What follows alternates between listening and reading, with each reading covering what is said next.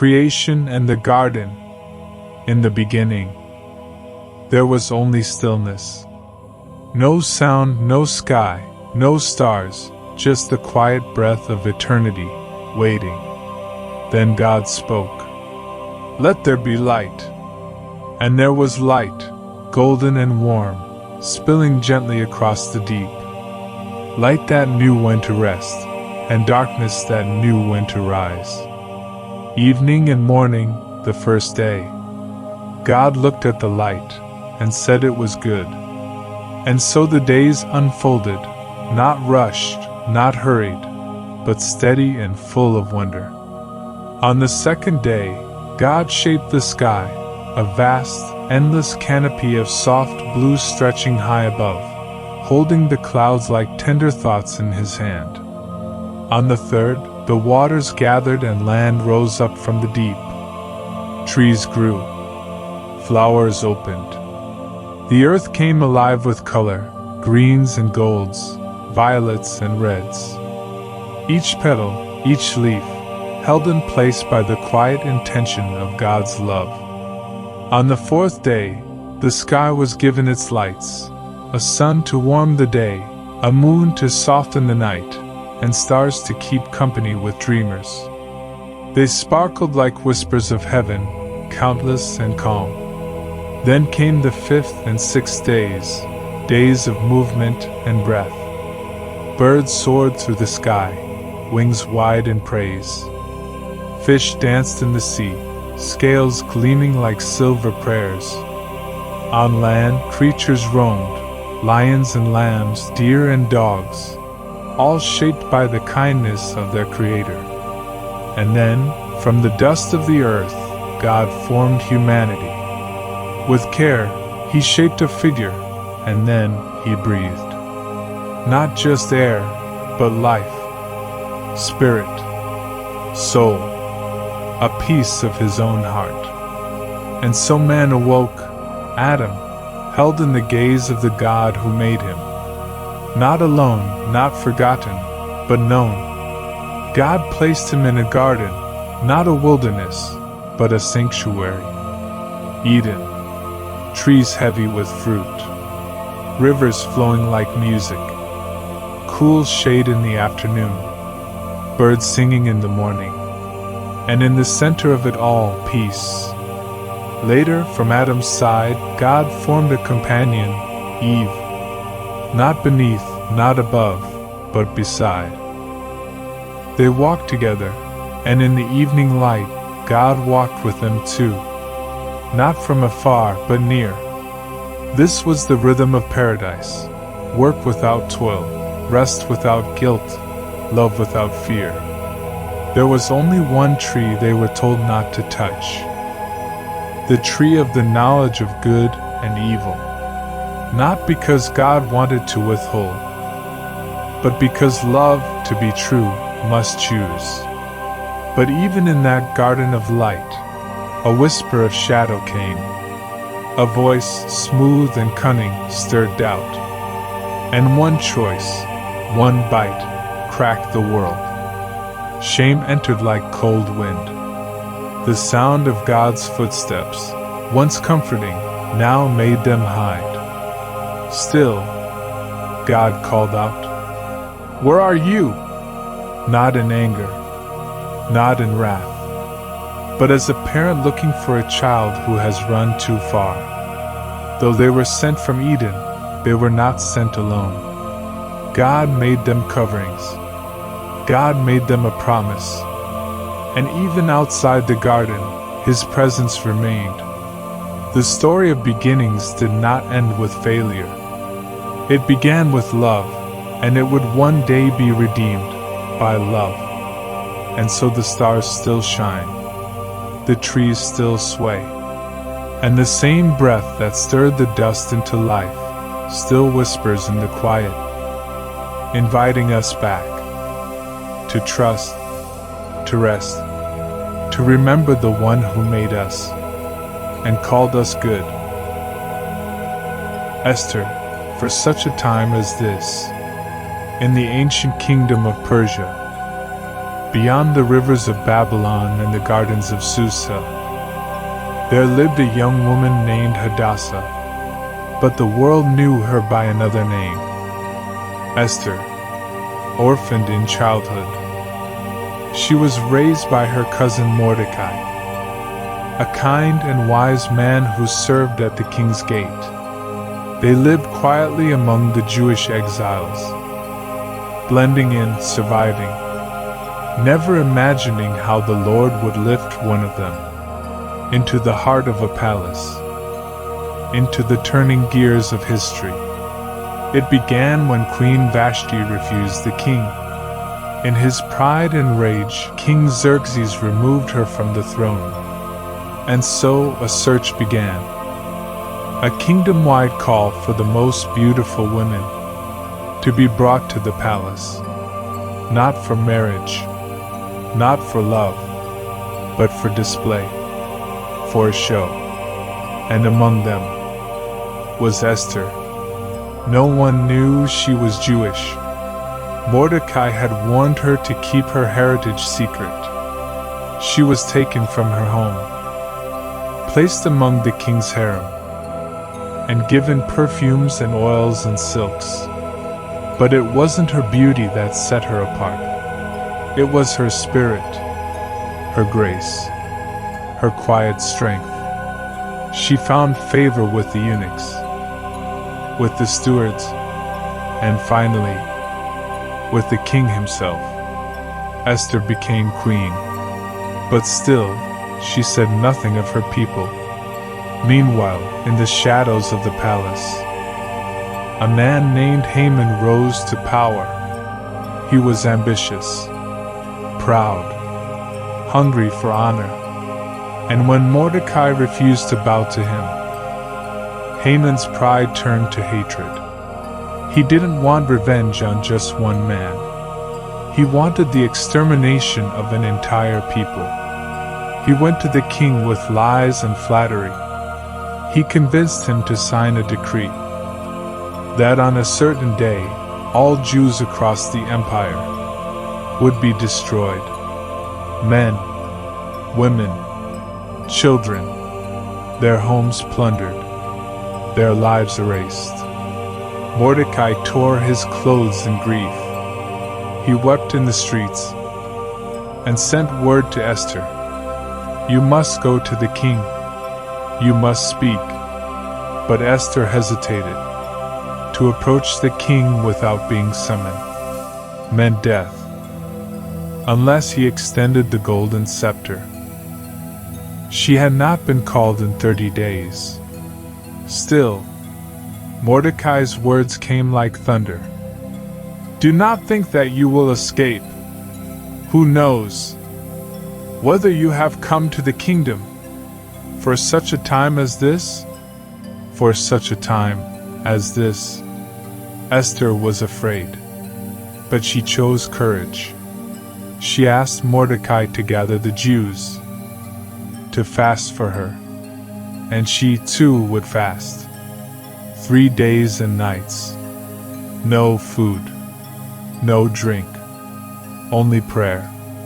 Then she would go to the king, and if she perished, she perished. On the 3rd day, she dressed in royal robes, stood before the throne, and waited. The king saw her, and his heart softened. He extended the golden scepter. She was safe for now, but she didn't beg. Not yet. Instead, she invited the king and Haman to a feast, and then to another, and only at the second feast did she reveal the truth. "If I have found favor in your sight, let my life be granted me, and my people also, for we have been sold to be destroyed." The king was stunned. Who would do such a thing? Esther turned to the man beside her. "A foe and enemy, this wicked Haman." The king rose in fury, and that very night, Haman was executed. His plot unraveled. The decree could not be reversed. But a new one was written. The Jews were given the right to defend themselves. And on the day appointed for their destruction, they stood victorious. Mordecai was lifted up. Esther was honored. And a feast was declared. A celebration called Purim. So the people would never forget. But what mattered most was that one woman, afraid, unsure, hidden, stood up. She risked everything, and in doing so, she saved a nation. Esther's story is a lullaby of courage, a reminder that even in silence, God is working, that your position is not by accident, your voice is not meaningless, and your presence, even in dark and uncertain places, is part of something greater. So tonight, as you close your eyes, remember, you too are here for such a time as this. Rest in His providence, sleep in His care, and know that every thread of your story is held in the hands of the King of Kings. Ruth and redemption.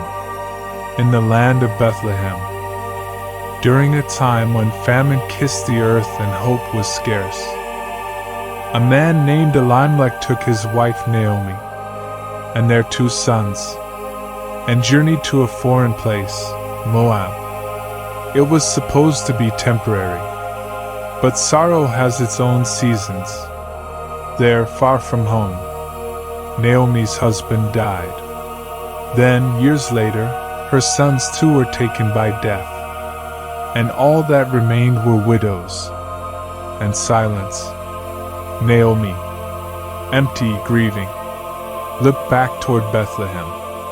The famine had ended, and so she rose to return, not to reclaim a life, but to carry her sorrow home. One daughter-in-law turned back, but Ruth stayed. She clung not only to Naomi's hand, but to her heart. "Where you go, I will go," she whispered. "Where you stay, I will stay. Your people will be my people, and your God, my God." Together, 2 women walked into a new season, one older and weary, the other young and faithful. In Bethlehem, the fields were full again, and Ruth, with sleeves rolled up and spirit bowed low, leaned behind the harvesters, collecting what was left behind. It was there, in the quiet labor of grace, that a man named Boaz noticed her, not for her beauty, but for her kindness, for the story she carried, and the honor she bore. Boaz was a kinsman redeemer, a relative with the right to restore what had been lost, and he did, with gentleness and strength. He took Ruth as his wife. From sorrow, love was born, from loss, redemption, and the child they had, Obed, would be the grandfather of King David, and from David's line would one day come Jesus, Redeemer of all. So often, we look for miracles in thunder and fire, but sometimes they arrive in the steady steps of a widow, in the humbleness of harvest, in the embrace of a new beginning. Ruth's story reminds us that love does not always roar. Sometimes it clings, sometimes it gleans, and sometimes it redeems in ways no one expects. Even in the broken pieces, God is weaving beauty, and even in our deepest losses, He is preparing a lineage of light. The woman who touched His robe, quiet faith, unshakable hope, The streets of Capernaum were crowded that day. Dust rose from the sandals of hundreds. Voices murmured and shouted. And in the center of it all walked Jesus. He had returned to the town, and word had spread quickly. They had heard of his teachings, but even more, they had heard of his miracles. The blind saw, the lame walked, lepers were cleansed, and demons cast out. And so the people came, in desperation, in curiosity, in longing. They pressed around him from every side, eager just to get close. But in that crowd, hidden among the jostling shoulders and the urgent voices, was a woman. We do not know her name, but God does. She had been suffering for 12 long years. 12 years of bleeding, a condition that left her weak, isolated, and unclean in the eyes of the law. She had gone to every doctor, spent all she had, endured countless treatments, but nothing had healed her. Instead, she grew worse. Can you imagine such a weight? Day after day, year after year, hoping and hurting, and being let down again and again. But she had heard about Jesus, and somehow, in her worn-down, aching heart, a flicker of faith still remained. She didn't want to make a scene. She didn't want to be noticed. But she believed that if she could just touch the edge of his robe, just brush her fingers against the hem of his garment, she would be healed. So she moved through the crowd, slowly, quietly, carefully. Her body trembled, her heart pounded, so close now. And then, with a breath and a prayer, she reached out and touched the fringe of his cloak. Immediately, not after minutes, not hours, not days, immediately, she knew something had changed. The bleeding stopped. Strength surged through her body. Her pain melted like shadows in the morning light. She was healed. But then, Jesus stopped. In the middle of the crowd, he turned and said, "Who touched me?" But Jesus wasn't speaking of a casual touch. He felt power go out from him. He knew it was a touch of faith. And so he looked, not in anger, not in frustration, but in divine compassion.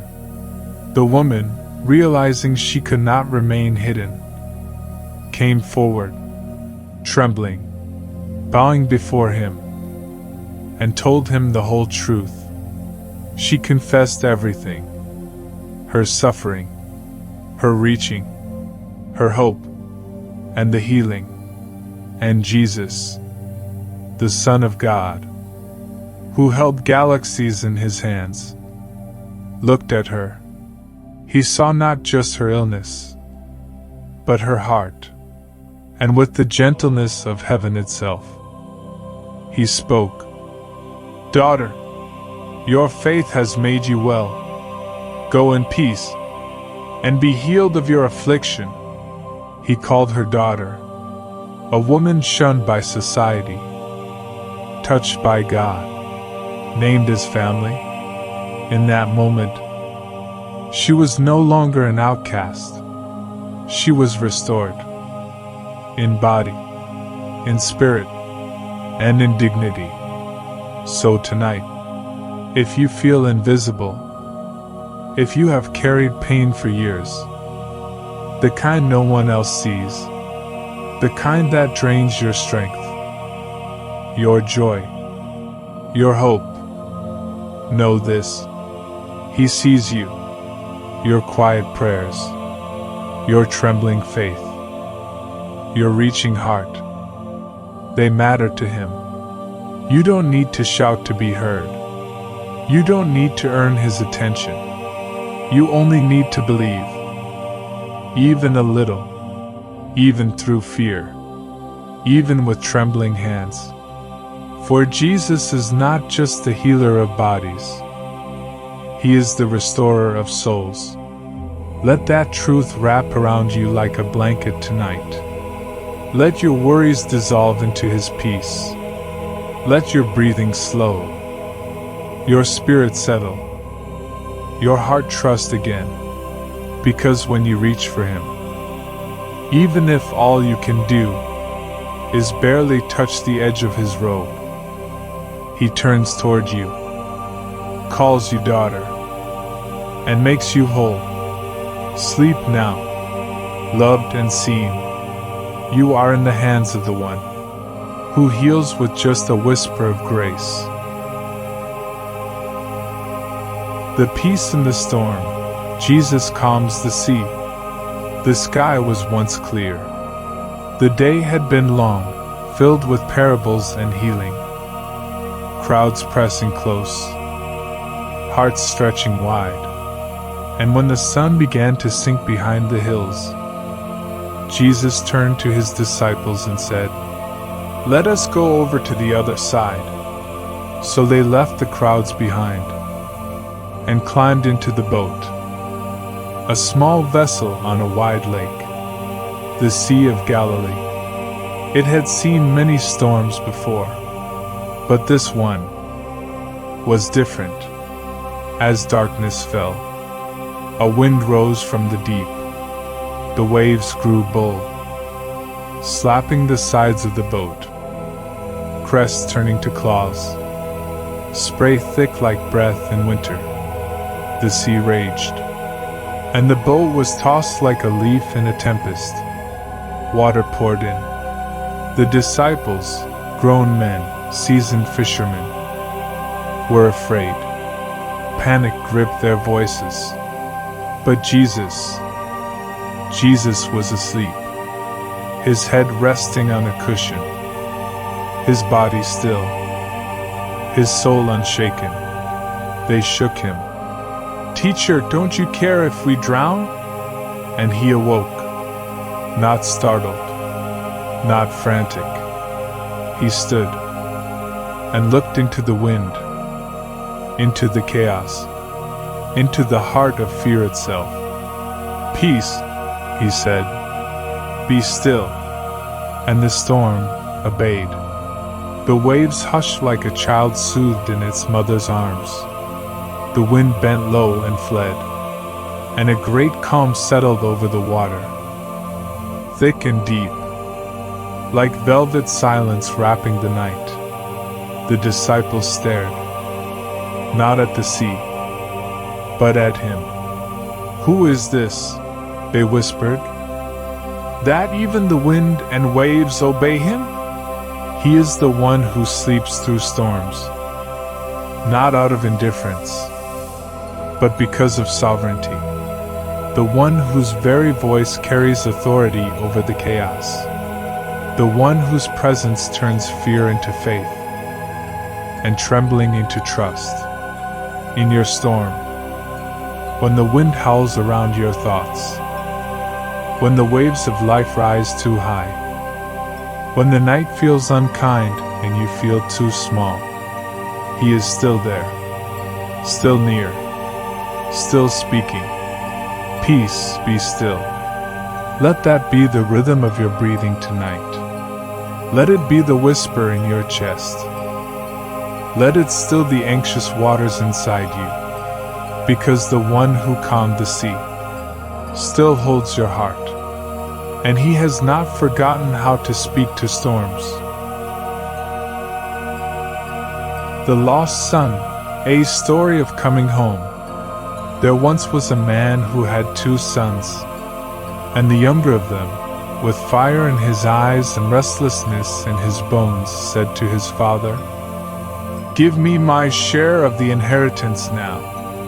It was bold, It was bruising. It was as if he said, "I want your things, but not you." And the father gave it, not with anger, not with scorn, but with a silent ache only a parent can understand. So the son left, with his pockets full and his heart set on freedom. He journeyed far from home, into a land of lights and noise and endless indulgence. For a while, it felt like living. The drinks were full. The laughter was loud. The nights blurred into stories. But money fades. And when it ran out, so did the friends. So did the warmth. So did the illusion. A famine came. And hunger, sharp and sudden, drove him to a stranger's fields, where he fed pigs, and longed to eat their food. That's when he came to himself. When the silence became too loud. When the shame became too heavy. He remembered home. How many of my father's servants have food to spare? He thought. And here I am, dying of hunger. I will go back, not as a son, but as a servant. And so he rose, mud-stained, empty-handed, walking a path he never thought he'd walk again. But while he was still a long way off, his father saw him. Because love always looks toward the horizon, the father ran, not with judgment, not with rebuke, but with open arms and eyes full of tears. He wrapped his son in an embrace that said, "You were never too far. You were never unloved. You are home." The son began to confess, his rehearsed apology ready. But the father interrupted with kisses, and with orders to bring the best robe, a ring for his hand, sandals for his feet. "Kill the fatted calf," he said. "We must celebrate. For my son was dead and is alive again. He was lost and is found." Not everyone rejoiced.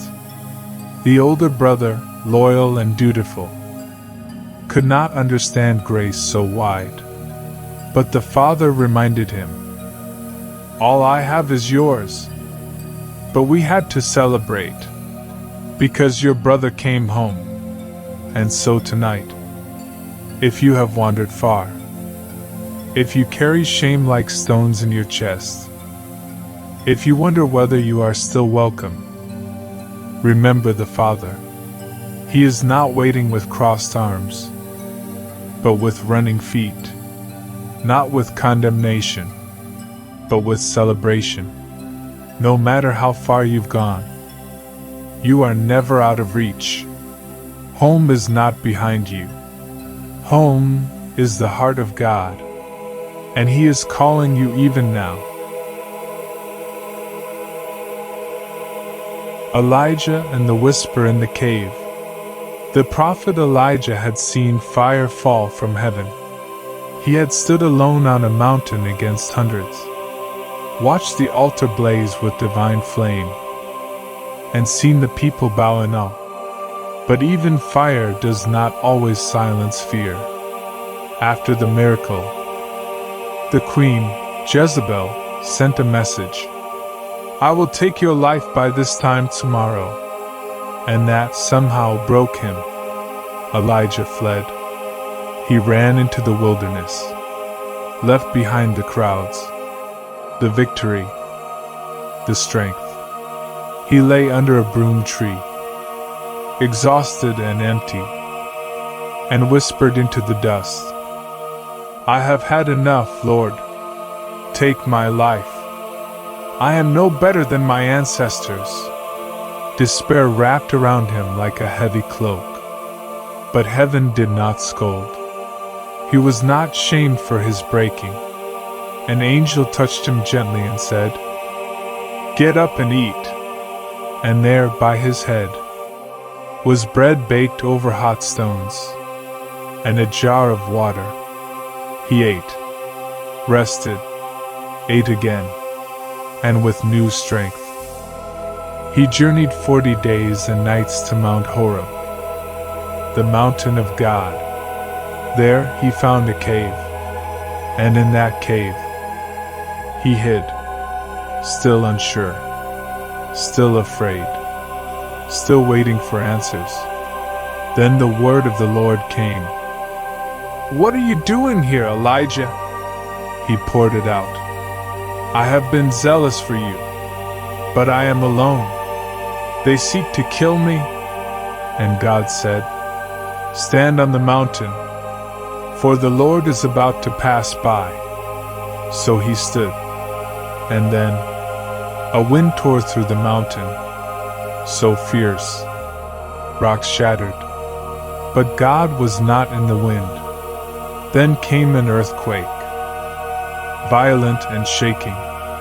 But God was not in the earthquake.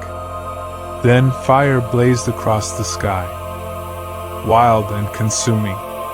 But God was not in the fire. And then a still, small voice, a gentle whisper.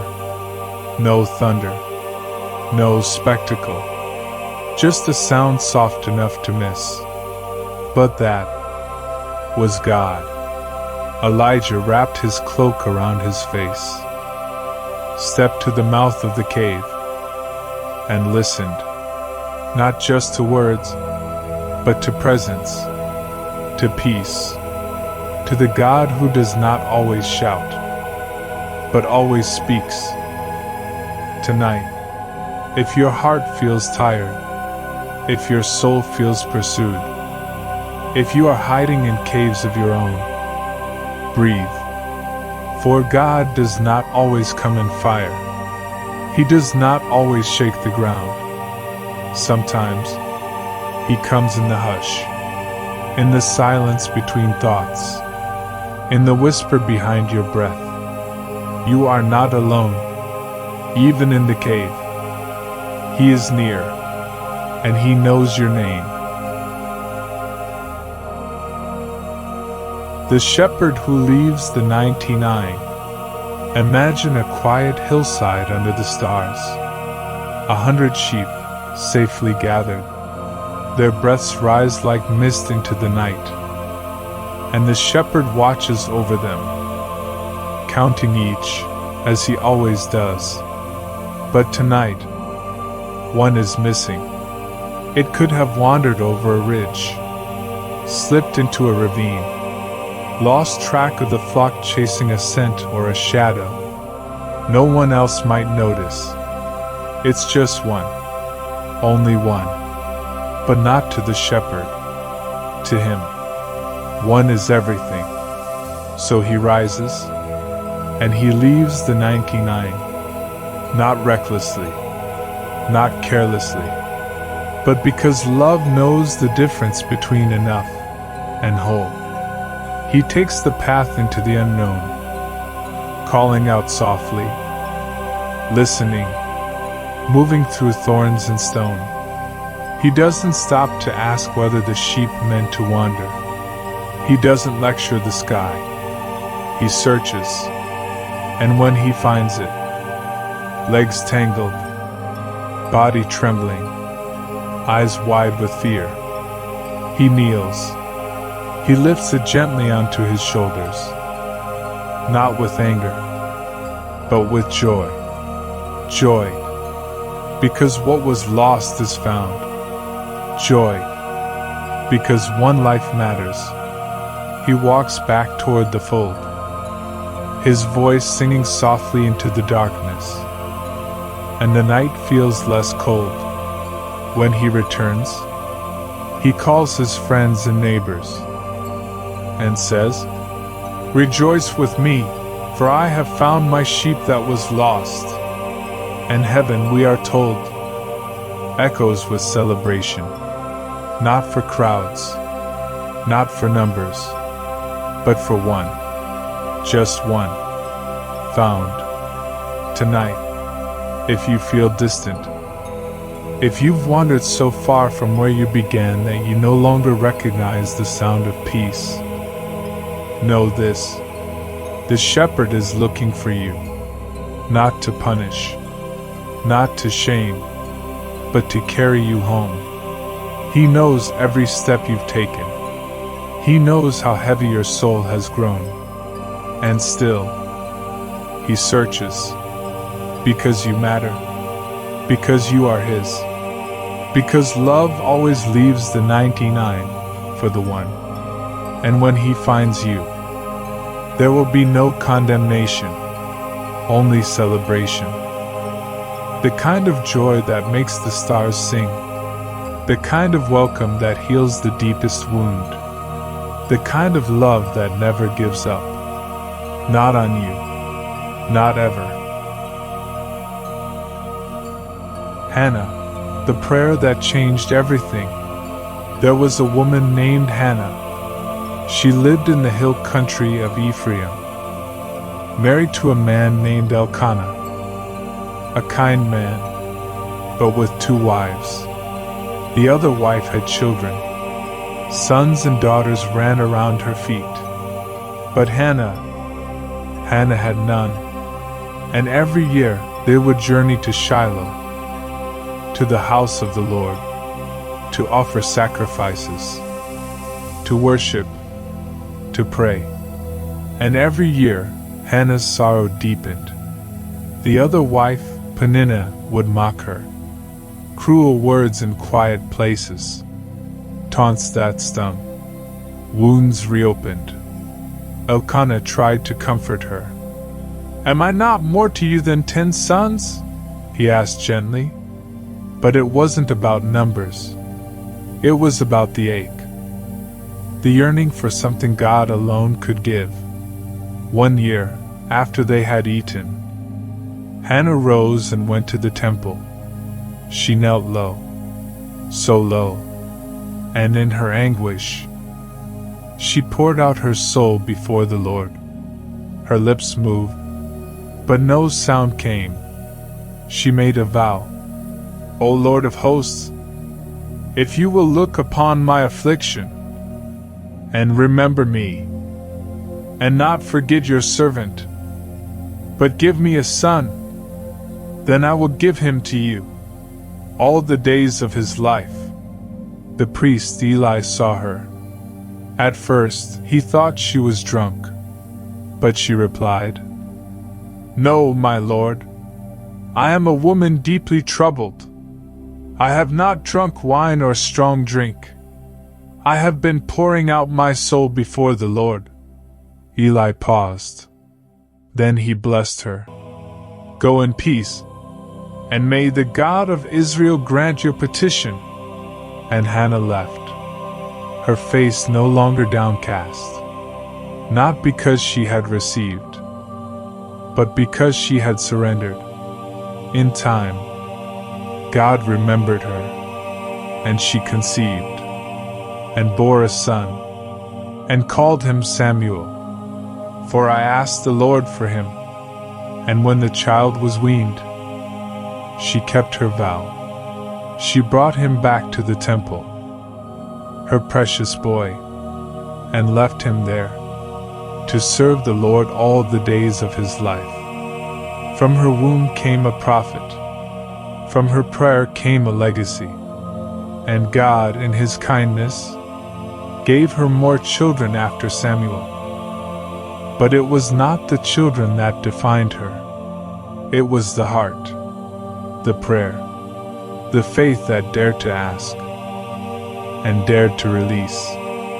Hannah teaches us that nothing is too small or too painful to bring before God, that tears are not wasted, that our surrender writes stories we cannot yet see. So if you lie awake tonight, burdened by longings unmet, know this: He hears, even silent prayers, whispered in brokenness, rise like incense before Him, and in His time, He answers. Noah and the Ark. Long after Eden faded into memory, The earth was no longer quiet. Instead of harmony, there was harm. Instead of peace, there was pride. Hearts had grown cold. People no longer listened to the voice that once walked with them in the garden. The earth, once a cradle of beauty, was now soaked in cruelty. Violence filled the land. Kindness had become rare, and the heart of God grieved. But among all the noise, there was still one man who walked with God.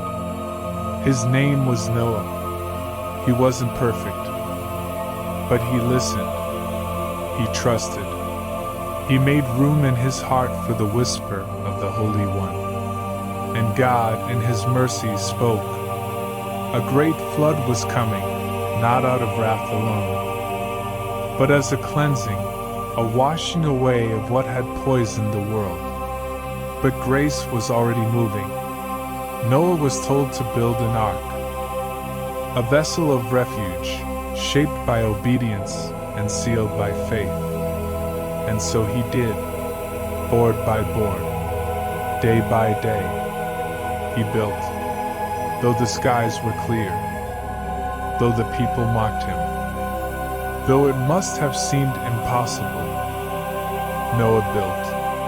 He gathered the animals, 2 by 2, each one cradled in divine memory, each one part of the future God still dreamed. Then the skies changed. Rain, soft at first, began to fall. It did not stop.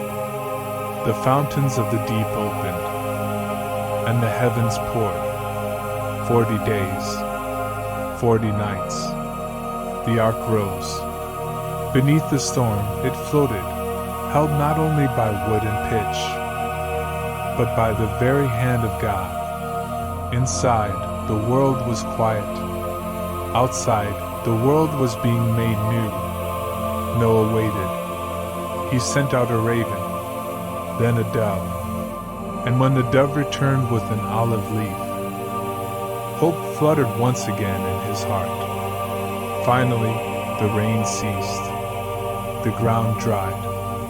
The ark came to rest upon the mountains, and Noah stepped out into a world washed clean, not untouched by sorrow, but ready for renewal. The first thing he did was build an altar, not a home, not a tower, but a place of worship. And God smelled the offering. He placed the rainbow in the sky, a promise painted across the heavens. Never again would waters cover the earth like that, not because humanity had changed, but because God had chosen grace. The rainbow still shines after the storm, and the story of Noah reminds us that, even in the darkest of floods, there is always an ark being prepared, a way made by faith, a door held open by mercy, and a God who remembers, even the quietest soul, who walks with Him. The lost son, a father's love. There once was a man, a wealthy man, with a heart large enough to hold the world. And he had 2 sons. They lived in a home surrounded by fields, golden in the harvest, soft under the sun. Their days were filled with the rhythm of work, but also of peace. The elder son was dutiful, obedient, careful. The younger was restless. He looked up past the hills, toward the cities beyond. He longed for more freedom, more thrill, more life. So he thought, and one day, he came to his father with a request that pierced the heart like a blade. Give me my share of the inheritance now. In that culture, it was as if he said, I cannot wait for you to die. I want what's mine. I want out. And still, the father gave it. He divided the property. He let him go. The son gathered all he had and journeyed far away to a land of glittering lights and loud voices. For a while, he lived as he pleased. He wasted it all on parties, on people who only stayed while the money did, on moments that felt good but left him emptier each time, until one day, it was gone.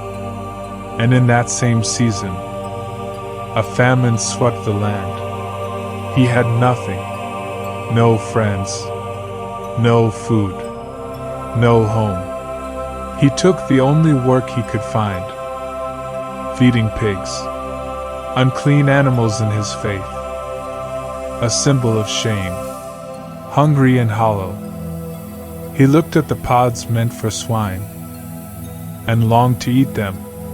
It was there, in the lowest place, that something awakened in him, the memory of home, of his father, of the kindness he had left behind.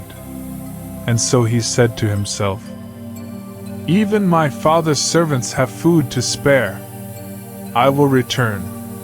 I will say, 'Father, I have sinned. I am no longer worthy to be called your son. Make me like one of your hired men.'" And so, barefoot and broken, he began the long walk home. He rehearsed his speech again and again, each step a question. Will he receive me? Will he turn me away? But what he didn't know is that the father had never stopped watching the horizon. Every morning, every evening, eyes searching, heart waiting. And then, one day, he saw him, far off, thin, dusty, different, but still his son. The father didn't wait. He ran. He ran with abandon, a man of honor lifting his robes, tearing through the fields like a boy chasing joy. And when he reached his son, he threw his arms around him. The boy began his speech. "Father, I have sinned." But the father wasn't listening. He was already calling for a robe, the finest one, a ring for his finger, sandals for his feet. And then he said something that shook the sky with grace. "This son of mine was dead and is alive again. He was lost and is found." And they began to celebrate. But there was another son, the older one, who had stayed, who had worked, who had obeyed. When he heard the music and learned what had happened, he was angry. "All these years I served you," he said to his father.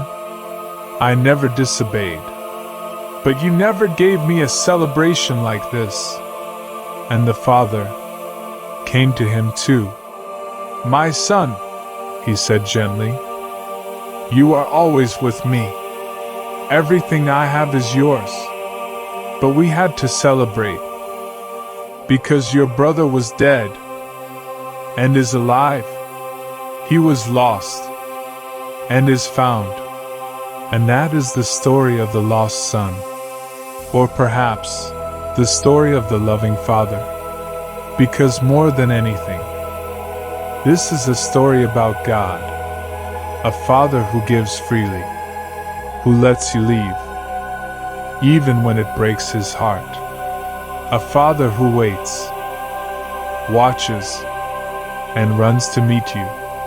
A father who doesn't demand shame, but restores your dignity, who throws a robe over your wounds, places a ring on your unworthy hand, and calls you child, not servant. A father who rejoices over you, not for what you've done, but simply because you came home. So now, as you rest, may this story wrap you in peace. If you feel far away, come home. If you feel forgotten, He sees you. If you feel unworthy, He runs to you. Let the warmth of the Father's love surround you tonight. Let it wash over your weary heart. Let it whisper this truth into your soul. You are not too far. You are not too late. You are not too lost. You are His, and He is waiting to welcome you home. The Red Sea, a path through the impossible. Long ago, under the burning sun of Egypt, a cry rose up from the land. It came not from the temples or the palaces, but from the hearts of a weary people, the children of Israel, enslaved for generations, beaten down and burdened. Their hands built cities they could never own. Their backs bore the weight of cruelty. Their spirits were tired, but not forgotten, for their God, the God of Abraham, Isaac, and Jacob, heard their cry, and He called a man named Moses.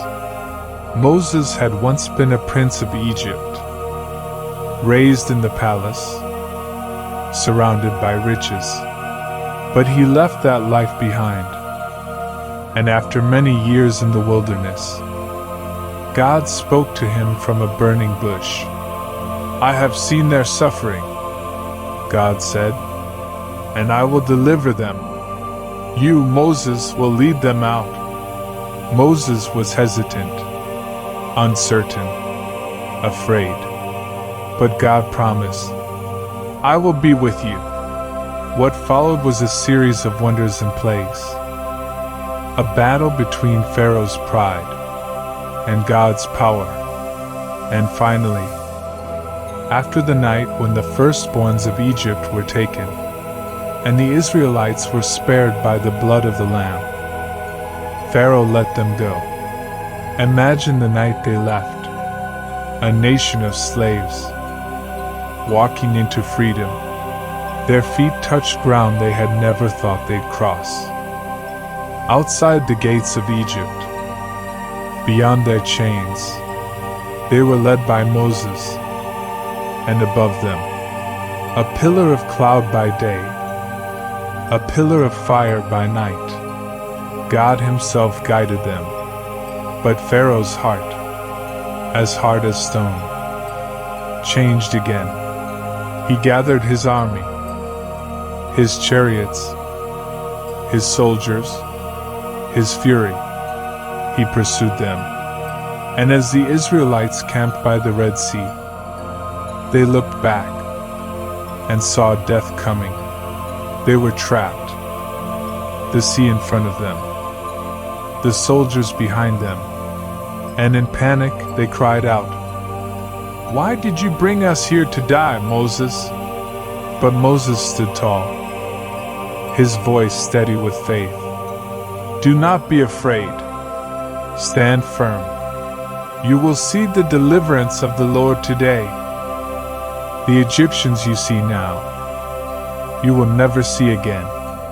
And then God spoke, Lift your staff, Moses. Stretch out your hand over the sea. And what happened next was a miracle. The wind began to howl, not with fury, but with purpose. It rushed down from heaven and split the waters. A wall of sea rose on the left, a wall of sea rose on the right, and in between, a dry path. The children of Israel, mothers, fathers, children, the elderly, the fearful, the hopeful, walked through the heart of the sea, on solid ground.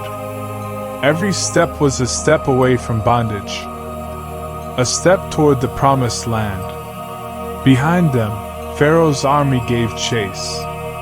But as the last Israelite stepped out of the sea, God told Moses, "Stretch out your hand again." And the waters returned. The waves roared. The sea crashed down. And the army that had once enslaved them was no more. That night, on the other side of the Red Sea, under the stars, freedom became real. The people danced. They sang. They wept tears of joy. And Moses' sister Miriam took up a tambourine and led the women in song.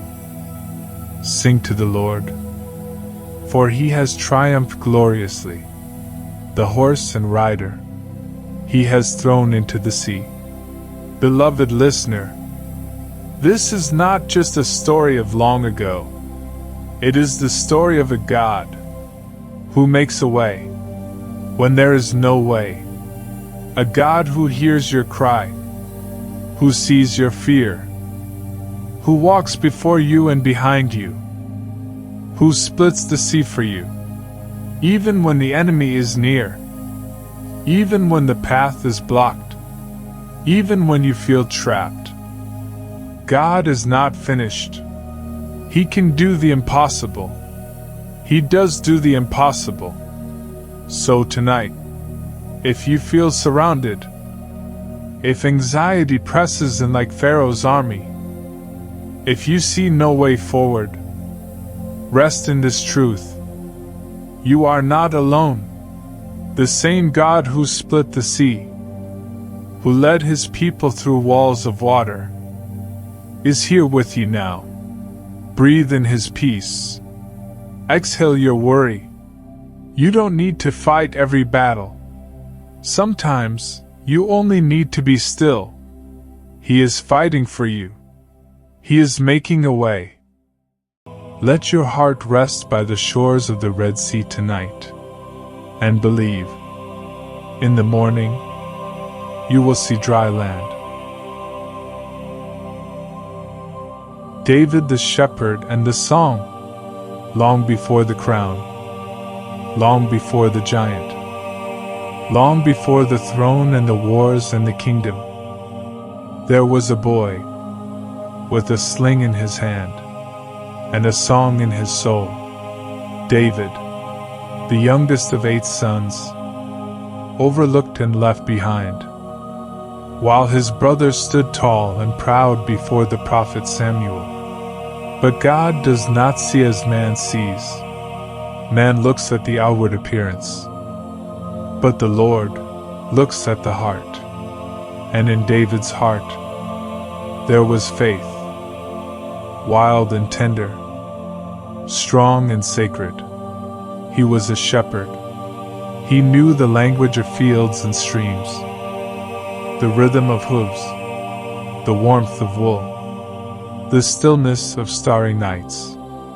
There, among sheep and silence, David learned to listen, to hear the wind, to feel the presence of God, to fight off lions and bears.